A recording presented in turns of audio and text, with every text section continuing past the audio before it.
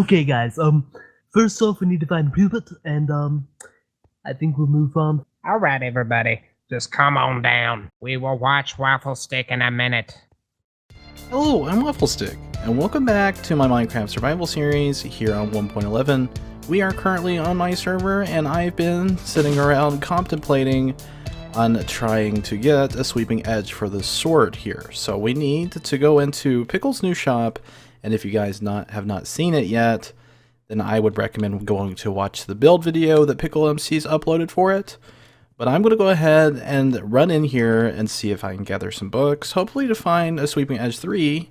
Let's go ahead and close this door. Let's see, do we have a Sweeping Edge 3 in here? So we do have a Frostwalker, a Devastator 3, and then also some other stuff here, which that is a pretty good book there. It's got a bunch of stuff. Fire protection isn't really my thing. And then we also have some other stuff here. Here we go. Sweeping Edge 3. We should be able to get that, and when I think Sharpness may cancel out Smite, I think they might have to check on that. Let's go down to the enchantment room to see if that is canceled out. And before I run off with that book, I should probably pay him. Hey guys, Sweeping Edge 3 on here. Let's go ahead and test this out against this creeper because we are needing some gunpowder. Ooh, it's actually a pretty good hit there. There we go, just a couple of hits. I think he would have burned to death, but that is working just fine. And thankfully that smite was canceled out by a fire aspect. And I do have an announcement to make for this episode. We do have a new member, as you can see. Pickle and I have been working on this area a lot. We put in a water fountain along with a gazebo, and that gazebo was originally designed for a chest that TwoCaneZ got. He's our new member. TwoCaneZ, go over and subscribe to his channel. I will be leaving a link in the description below. And you guys know I never ask for anything, but this guy is starting to produce qualitative content, and I'd highly recommend it. But I think we're going to go ahead and get on with today's episode. And let me show you some of this stuff before we do.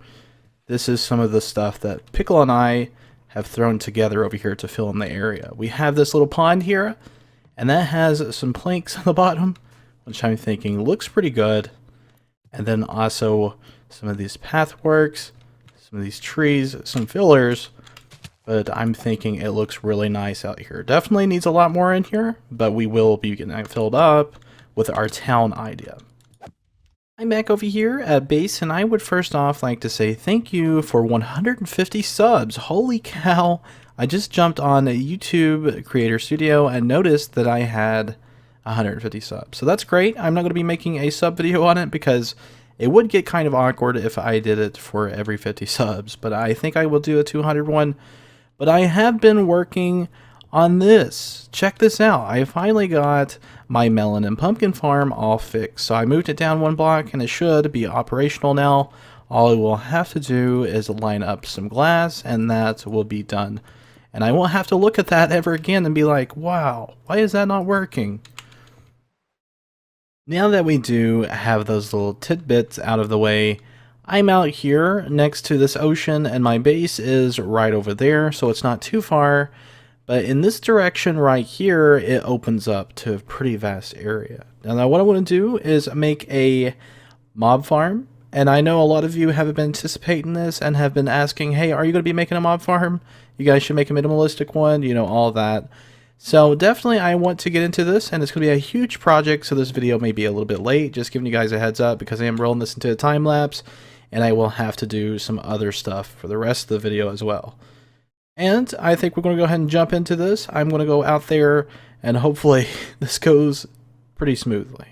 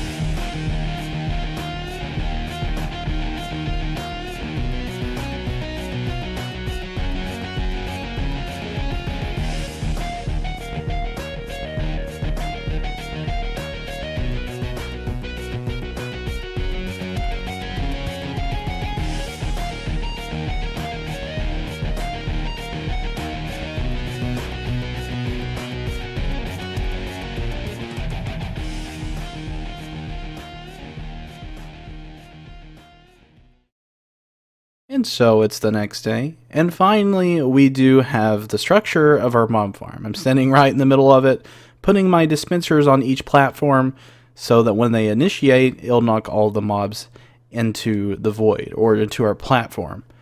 And that is tall enough to kill mobs that hit the ground, which is maybe a little bit different, but I am going to be putting probably some magma blocks down there because that seems to be a pretty efficient killing system. Now, if you did see my Twitter feed, you would see this mob farm screenshot. I did a very sneak peekish, very sneaky screenshot on it, and you may have seen it on Twitter. And that's what this was, all this packed ice. I thought that screenshot was so beautiful with shaders on. It just looked really neat. But I'm going to go ahead and continue this design. I think Pickle's on his way over to help me out. We're going to be finishing this up, hopefully, pretty soon. And we will be doing progress updates. And I think I only have 2 dispensers left to do. Excellent. Pickle and I have been doing quite a bit of work. And as you can see, I'm in the side of my mob farm, and I had to do some shady parkour to get down here. I had to actually put blocks on the side like this and then break them as I was coming down. But we do have this nice little strut that's going to be going around operating as a redstone support. This is going to be running 2 torch towers that will be going all the way up and putting power into my torches. And then whenever our delay clock is set in front alongside with our hopper clock, then this place is going to look absolutely lovely. And it's going to be working very lovely too, because currently we have 4 layers in it, and every layer is about 8 blocks out, and I'm not absolutely sure the total amount of blocks I use, but it's like a pyramid shape, kind of like an X.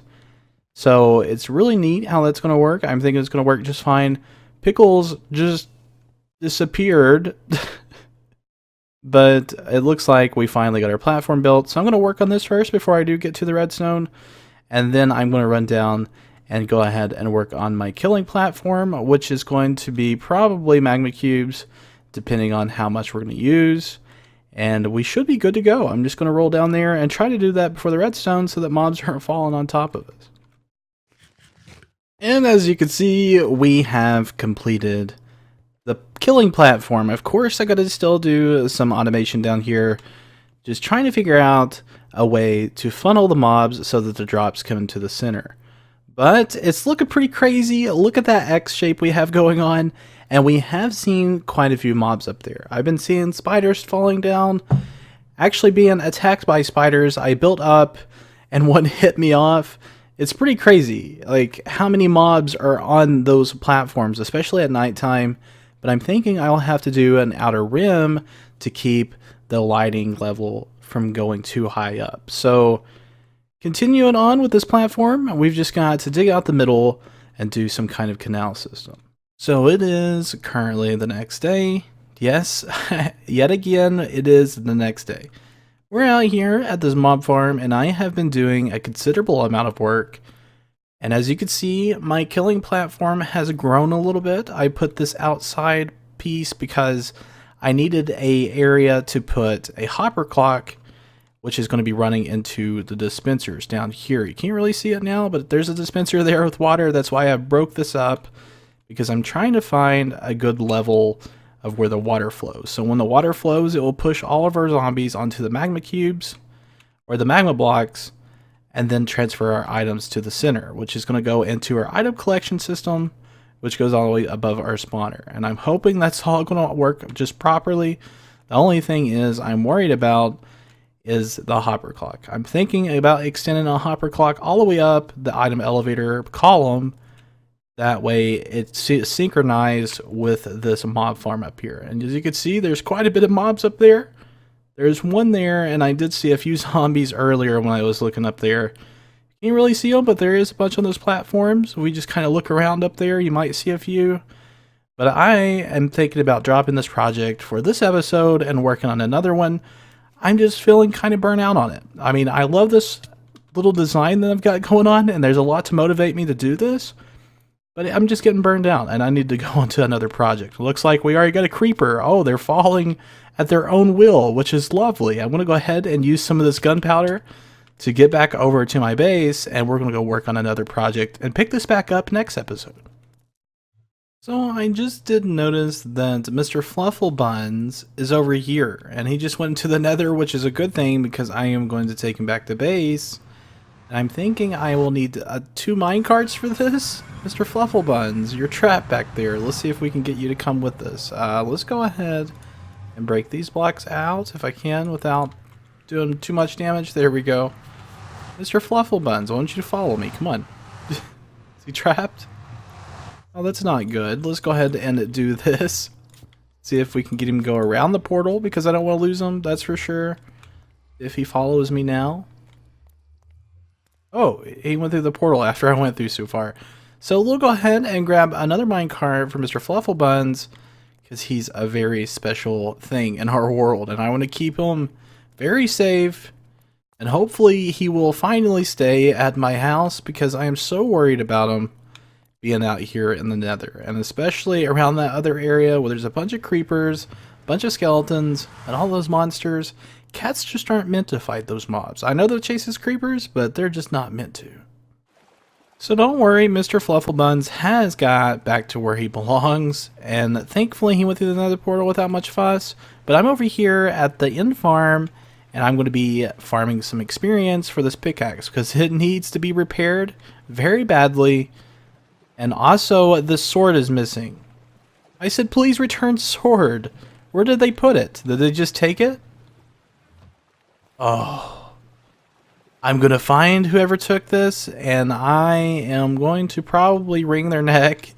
But I'm going to repair this pickaxe, and then also head over to our new area where Pickle and I have been working on our area. The little town area. I'm going to be building a little segment in there.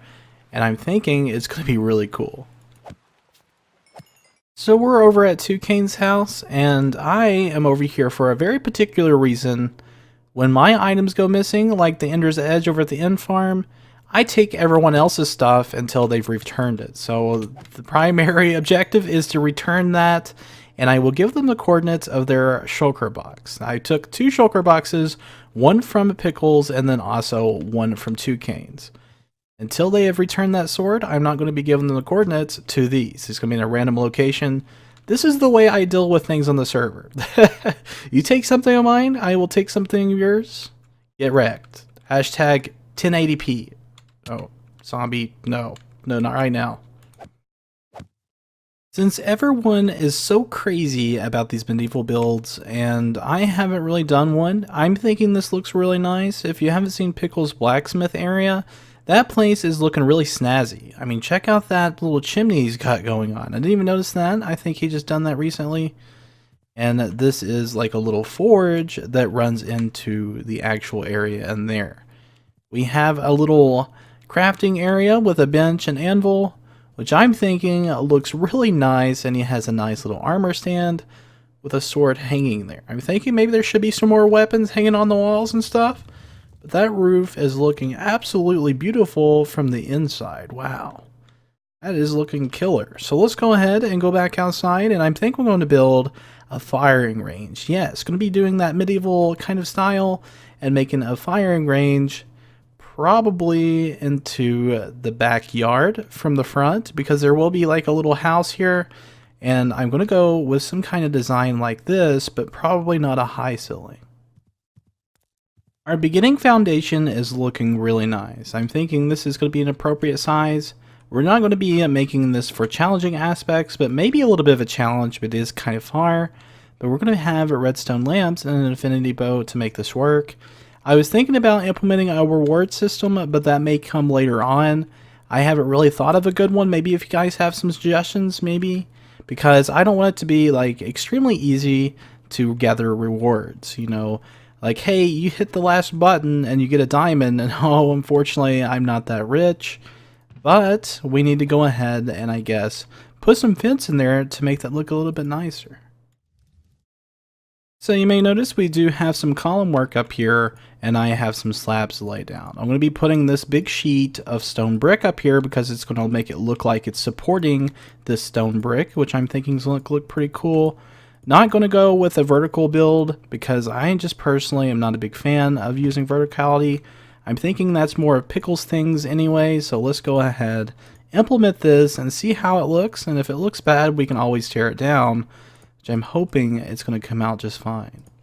And what can I say, the design itself is really growing on me. It's looking really cool, something a little bit different than what you normally see in a medieval build, but I'm thinking about doing this on the other side as well, so it'll look kind of neat, something nifty to look at. So let's go ahead and do this and just get a view of it and see what it looks like.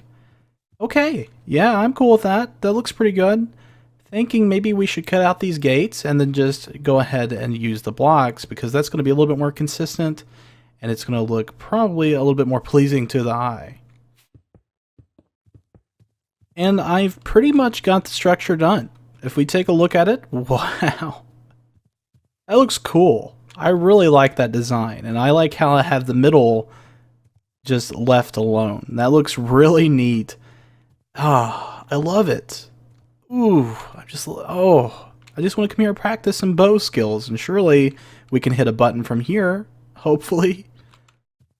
To feel a little bit more consistent, I have placed spruce planks in here. I'm thinking that looks pretty nice. Let's go ahead and take our good old axe here, and let's go ahead and remove a couple of these to put glowstone in, because I have quite a bit of it where I was working on the mob farm. So let's go ahead and place it right here, and one right there. Ooh, yeah, that's looking pretty cool. And we need to place some good old redstone lamps back here with buttons on top of that, so that we'll have something to shoot at. And also, I want to do some blocks on the side, so it'd be kind of easier for them to hit. Like right here's one, and then we can have one like resting right here, and then we have the furthest one back here. I'm thinking that's what I want to do. So I finally figured out why I wasn't activating these lamps, and that's because I wasn't using wooden buttons. Stone buttons will not activate when an arrow hits them. So let's go ahead and grab our bow out of here, and I have been pretty excited to do this. I've just been waiting around. Now, I did not make this too hard. This is more of a simple build. It's not really that challenging, but we got one there, and the one in the back, can I hit it? Oop, that one is a little bit tough, so that's a good thing. Let's see if we can hit now. Oh, there we go. And as long as the arrows are inside those buttons, those will stay lit. So someone can come here and complete the challenge, put their bow away, and then be on their merry way. When they want to practice their bow skills, they can come around and have a good time. But I need to put all my stuff up, and I'm thinking that wraps up that. And I'm also thinking that wraps up the episode. Hope you guys did enjoy this episode, and we did get quite a bit done with our mob farm for sure, because I am going to be working on that next episode. We're going to be continuing a little bit of it. It shouldn't take us too long to get it fully complete. And also, hopefully TwoCaneZ and Pickle return my sword over to my end farm, because I'm needing that. And just know, guys, you're not getting your stuff back until I do see it back over there, or a replacement. And it's got to be named Inner Edge, or I will find you.